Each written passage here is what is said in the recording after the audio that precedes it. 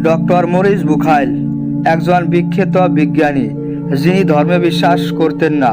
তিনি কোরআন পড়ে কিভাবে বদলে গেলেন, আজ আমরা সেই বিষয়ে বিস্তারিতভাবে আলোচনা করব।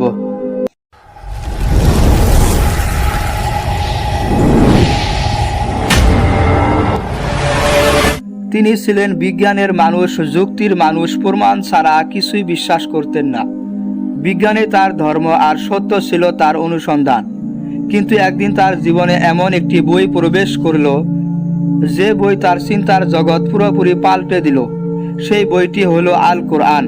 আর সেই বই পড়ে শুরু হলো এক অদ্ভুত যাত্রা। ডক্টর মরিস বুখাইল প্রথমে কোরআনকে দেখেছিলেন একজন গবেষক হিসেবে। তিনি ভেবেছিলেন হয়তো এই বইতেও পুরনো গল্প আর কুসংস্কার লেখা আছে। কিন্তু প্রথম পৃষ্ঠা থেকে কিছু একটা ভিন্ন লাগলো। কোরআনে তিনি দেখলেন সৃষ্টি, মহাবিশ্ব, জৈব জগৎ, মানুষের জন্ম, সমুদ্র, আকাশ, সব কিছু এমনভাবে বর্ণিত যেন কোনো বিজ্ঞানীর চোখে লেখা হয়েছে। তিনি বললেন, এগুলো তো আমার মেডিকেল সায়েন্সের তথ্যের সঙ্গে মিলে যাচ্ছে। বুখাইল অবাক হলেন, কিভাবে 1400 বছর আগের মানুষ এসব জানত। তিনি নিজেই কোরআনের আয়াতগুলো লিখে লিখে মিলিয়ে দেখতে লাগলেন। প্রতিটি আয়াত তার মনে নতুন এক ঝড় তুলল। তিনি কোরআনের সেই আয়াতগুলো পড়লেন যেখানে বলা আছে গর্ভে শিশুর বিকাশের ধাপগুলো নিয়ে। তোমরা কি ভাবো না আমি তোমাদের সৃষ্টি করেছি এক বিন্দু তরল থেকে? এই আয়াত পড়ে বুখাইল স্তব্ধ হয়ে গেলেন, কারণ তখন পর্যন্ত আধুনিক বিজ্ঞানে এই বিষয়গুলো আবিষ্কার করেছে, আর কোরআনে সেইগুলো বর্ণিত ছিল 1400 বছর আগে। তিনি বললেন, এটি কেবল কোনো ধর্মীয় বই নয়, এটি এক বিজ্ঞানের বই। তারপর তিনি পড়লেন আকাশের সম্প্রসারণ সম্পর্কিত আয়াত। আমি আকাশকে সম্প্রসারিত করছি, সূরা আজ-জারিয়াত, এবং বুঝলেন এটি তো আধুনিক কসমোলজির তত্ত্বের সঙ্গে মিলে যাচ্ছে। এই মিলগুলো আরও গভীরে টেনে নিয়ে গেল। বুখাইল এখন প্রতিদিন কোরআনের আয়াত পড়ে বিশ্লেষণ করতেন। তিনি প্রতিটি আয়াতের শব্দ, ভাষা আর বৈজ্ঞানিক সত্যের সঙ্গে মিলাতেন। যেখানে মিল পাননি সেখানে আরও খোঁজ নিতেন কোনো ভুল আছে কিনা দেখতে। কিন্তু যতই খোঁজেন ততই মিল বাড়তে লাগলো। তিনি বললেন, আমি কোনো বৈজ্ঞানিক ভুল খুঁজে পেলাম না। তখন তিনি বাইবেল ও তাওরাতও পড়লেন তুলনার জন্য। তিনি খুঁজলেন কোনটিতে সত্যিকারের বিজ্ঞানসম্মত সামঞ্জস্য আছে। ফলাফল তার কাছে ছিল স্পষ্ট। বাইবেলে অনেক বৈজ্ঞানিক ভুল আছে, কিন্তু কোরআনে একটিও নেই। এই পর্যবেক্ষণ তাকে ভেতর থেকে নাড়া দিল। তিনি আর এটাকে কেবল একটি ধর্মীয় গ্রন্থ ভাবতে পারলেন না। তিনি অনুভব করলেন এই বইটি মানুষের লেখা নয়, বরং এমন এক উৎস থেকে এসেছে যা সব জানে। তিনি বলেন, আমি যত বেশি পড়েছি তত বেশি আলোকিত হয়েছি। বিজ্ঞান তার কাছে আর কোরআনের বিপরীত কিছু লাগেনি, বরং বিজ্ঞান যেন কোরআনের কথাকে প্রমাণ করছে।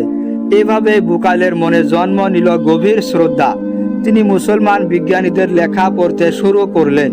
ধীরে ধীরে তার মন, তার হৃদয় পরিবর্তিত হতে লাগলো।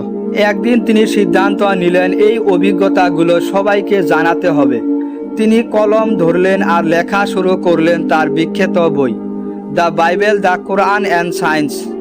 এই বইতে তিনি সাহসীভাবে লিখলেন, কোরআনে একটিও বৈজ্ঞানিক ভুল নেই, বরং এটি এমন জ্ঞানে ভরপুর যা আজও মানুষ আবিষ্কার করছে।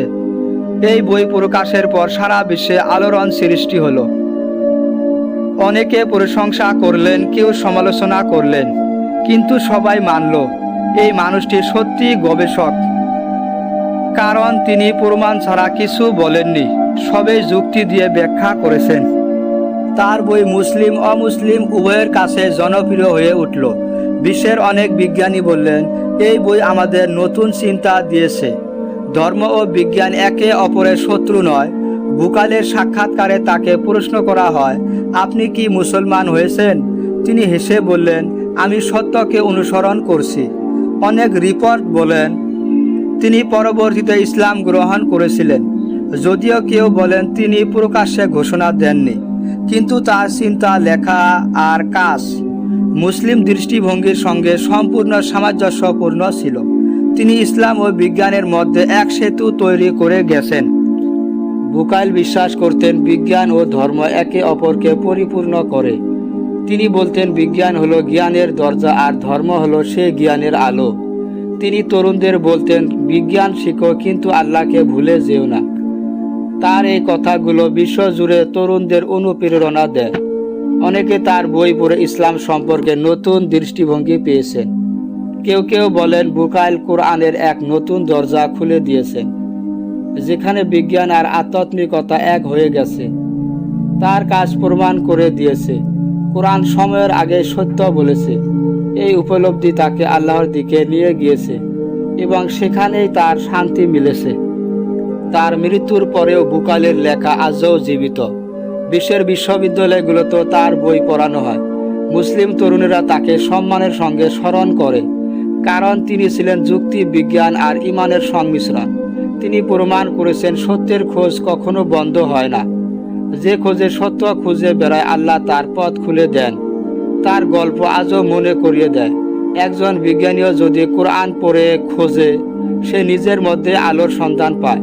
এই গল্প শুধু বুকাইলের নয়, এটি প্রতিটি চিন্তাশীল মানুষের গল্প। তাহলে আমরা কি শিখলাম ডক্টর মরিস বুকাইলের জীবন থেকে? তিনি আমাদের শিখিয়েছেন, প্রশ্ন করো, সত্য খোঁজো, প্রমাণ দেখো। অন্ধবিশ্বাস নয়, সচেতন বিশ্বাসে আল্লাহর পথে নিয়ে যায়। কোরআন কোনো পুরনো গল্প নয়, একটি জীবন্ত সত্যের বই। এমনকি আধুনিক বিজ্ঞানও আজ কোরআনের সামনে মাথা নত করছে। বুকাইলের জীবন সেই সাক্ষ্য, জ্ঞান ও ইমানের কখনো পরস্পরের বিপরীত নয়। যে মন খোলা রাখে সেই সত্যকে চিনতে পারে। তিনি বিজ্ঞানের মানুষ হয়েও কোরআনের মধ্যে খুঁজে পেয়েছিলেন শান্তি। এটাই তার জীবনের সেরা আবিষ্কার, আর আমাদের সবার জন্য এক গভীর শিক্ষা। আপনি যদি চান সত্য এগিয়ে যাক, তাহলে চ্যানেলটি সাবস্ক্রাইব দিয়ে অন্যকে জানার সুযোগ করে দিন।